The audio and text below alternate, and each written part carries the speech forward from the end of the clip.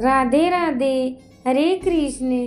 सनातन धर्म में एकादशी तिथि का खास महत्व होता है और एकादशी तिथि एक महीने में 2 बार आती है, एक कृष्ण पक्ष में और दूसरा शुक्ल पक्ष में। और कार्तिक मास के कृष्ण पक्ष में पड़ने वाली रमा एकादशी अपने आप में बहुत खास होती है, क्योंकि इस दिन भगवान विष्णु के अलावा माँ लक्ष्मी की विशेष पूजा की जाती है और माँ लक्ष्मी जी का ही एक नाम रमा है, इसलिए इस एकादशी का नाम माँ लक्ष्मी जी के नाम पर पड़ा है। और इस बार एकादशी व्रत के दिन बहुत सारे शुभ योग बन रहे हैं, जिससे व्रत का फल 2 गुना हो जाएगा।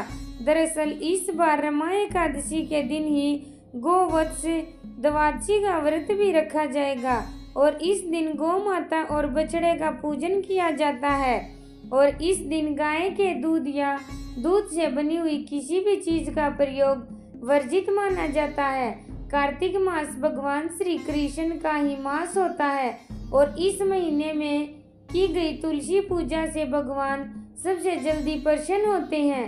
जो भक्त पूरे कार्तिक मास में तुलसी जी की पूजा, सेवा या दीपदान कर पाए तो इस महीने में कृष्ण पक्ष की रमा एकादशी के दिन यदि तुलसी जी के नीचे दीपदान करते हैं, तुलसी चालीसा का पाठ करते हैं तो उन्हें धन लाभ भी होता है, साथ ही साथ उन्हें अंत में वैकुंठ लोक की भी प्राप्ति होती है। इस बार कार्तिक मास के कृष्ण पक्ष की एकादशी तिथि 16 अक्टूबर दिन गुरुवार को सुबह 10:36 से शुरू हो रही है और इससे पहले तक 10वीं तिथि रहेगी और एकादशी तिथि समाप्त होगी 17 अक्टूबर शुक्रवार को सुबह 11:12 तक। देखा जाए तो गुरुवार को एकादशी जल्दी प्रारंभ हो रही है, लेकिन 10वीं तिथि भी साथ में है और जब भी ऐसा होता है तब अगले दिन जब एकादशी और द्वादशी तिथि का संयोग होता है, उसी तिथि में व्रत रखना शुभ फलदायी माना जाता है। तो इस बार सभी वैष्णव जन, सभी गृहस्थ जन केवल एक ही दिन यानी 17 अक्टूबर शुक्रवार को ही रमा एकादशी का व्रत रखेंगे और एक दिन पहले 10वीं तिथि के नियमों का पालन किया जाएगा। 17 अक्टूबर शुक्रवार को ब्रह्म मुहूर्त का समय सुबह 4:52 से 5:40 तक रहेगा।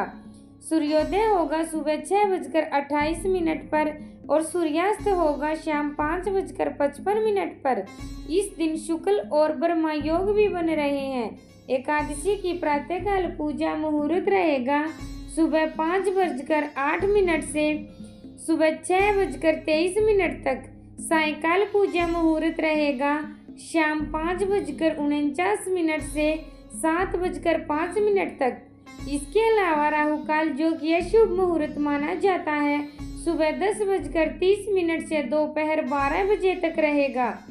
गोवत्स द्वादशी के दिन गौ माता और बछड़े का पूजन गोधूली मुहूर्त में भी किया जाता है, जब दीपदान किया जाता है और गोधूली मुहूर्त इस दिन शाम 5:49 से 6:14 तक रहेगा। इस बार शुक्रवार के दिन एकादशी पड़ने से यह दिन और भी खास हो जाता है। द्वादशी तिथि 17 अक्टूबर शुक्रवार को सुबह 11:13 से शुरू हो रही है और हरिवासर भी इसी समय से शुरू हो जाएगा। 18 अक्टूबर शनिवार को दोपहर 12:18 पर द्वादशी तिथि समाप्त होगी। इसके बाद से त्रयोदशी तिथि प्रारंभ हो जाएगी। हरिवासर का समय 17 अक्टूबर शुक्रवार को शाम 5:30 तक रहेगा। तो हरिवासर के समय व्रत नहीं खोला जाता, लेकिन इस समय जितना हो सके भगवान के मंत्र का जाप कर सकते हैं।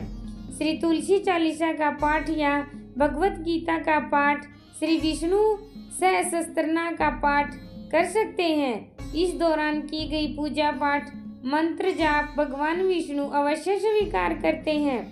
18 अक्टूबर शनिवार को ब्रह्म मुहूर्त 4:47 से सुबह 5:35 तक रहेगा और सूर्योदय होगा 6:29 पर। सूर्यास्त होगा शाम 5:54 पर। प्रातःकाल पूजा मुहूर्त सुबह 5:08 से 6:24 तक रहेगा। ब्रह्मा और इंद्र योग का भी शुभ संयोग इस दिन बन रहा है, जो कि बहुत ही शुभ है। और राहु काल सुबह 9 बजे से 10:30 बजे तक रहेगा। इस दिन बार रमा एकादशी व्रत खोलने का शुभ मुहूर्त 18 अक्टूबर शनिवार को सुबह 6:29 से 8:55 तक। इसी शुभ मुहूर्त के अंदर आप अपना व्रत को खोल लेना है। एकादशी का व्रत रखने वाले भक्तों को एक दिन पहले सात्विक भोजन करना चाहिए और सूर्यास्त के बाद अन्न ग्रहण नहीं करना चाहिए। फिर एकादशी के विधि विधान से भगवान विष्णु और तुलसी माता का साथ में माँ लक्ष्मी जी का पूजन करके व्रत प्रारंभ करना चाहिए। एकादशी के दिन तुलसी जी में जल नहीं अर्पित किया जाता, लेकिन सुबह और शाम दीपक जलाया जाता है। पूजा करते समय मंत्रों का जाप और कथा का श्रवण अवश्य करें। इस दिन गोवत्स द्वादशी की कथा भी सुने। गाय माता के पूजन से इस दिन 33 कोटि देवी देवताओं का आशीर्वाद भी प्राप्त होता है। तो इस दिन गोवत्स द्वादशी की पूजा करने के लिए स्नान करके सुबह साफ वस्त्र पहनकर व्रत का संकल्प लें और इसके बाद गाय और बछड़े का पूजन करें। पूजन करने से पहले दोनों को साफ जल से स्नान कराएं, फिर कपड़े से पोंछकर दोनों को नया वस्त्र ओढ़ाएं और गले में फूलों की माला धारण कराएं। फिर गौ माता और बछड़े के माथे पर सिंदूर या चंदन का तिलक लगाएं और सींगों पर गेरू और गाय का घी लगाएं। फिर एक पात्र में जल, अक्षत, थोड़ी सी गंध और तिल और पुष्प डालकर मंत्र बोलते हुए उनके आगे के पैरों में जल अर्पित करें। क्योंकि एकादशी भी है, इसलिए अक्षत का प्रयोग आप ना करें और मंत्र बोलें या फिर इस प्रकार से कहें। समुद्र मंथन के समय अक्षीर सागर से उत्पन्न सवर तथा असुरों द्वारा स्वीकार की गई देव स्वरूपिणी माता, आपको बारंबार नमस्कार है। मेरे द्वारा किए गए इस अर्घ को आप स्वीकार करें। इस प्रकार जल चढ़ाने के बाद गौ माता और बछड़े को भोग लगाया जाता है। इसके बाद घी के दीपक से दोनों की आरती उतार करके उनके चरण छूकर उनका आशीर्वाद लें और अपने परिवार की खुशियों के लिए प्रार्थना करें। इस दिन गाय की खुरकी रज अपने माथे पर लगाने से भी समस्त पापों से मुक्ति मिल जाती है और इस दिन आप गवाले को या फिर गौशाला में भी दान दे सकते हैं। आप एकादशी के दिन एकादशी का और गोवत्स द्वादशी का दोनों ही व्रत रख सकती हैं।